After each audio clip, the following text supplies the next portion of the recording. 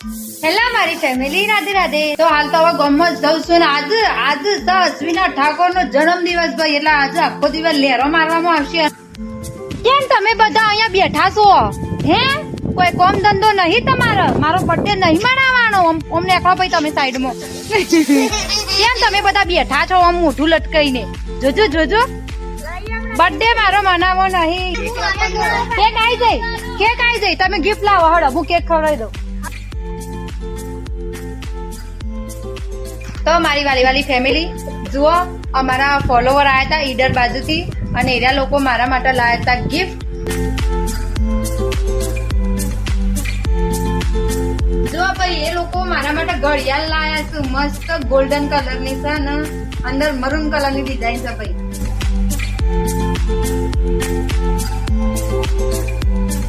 અમે પાછા તૈયાર થઈ જઈએ અને હું અને ધોનીભાઈ અમે બે જણો જઈએ છીએ સતલાસના. થોડી વારમાં જઈને ફટાફટ પાછા આવતા રહીશું, બહુ રિસ્ક લેવામાં આવશે નહીં. પેલા તો જો મારી ફેમિલી, હું હાલ આવી હતી એક માણસોનું મળવા. આજે બહુ મસ્ત મસ્ત, તમે બધો ઓળખતો હશો, એમ નહીં કે આ ઘર નહીં ઓળખતો, એ ઘર ઘરમાં ફેમસ છે.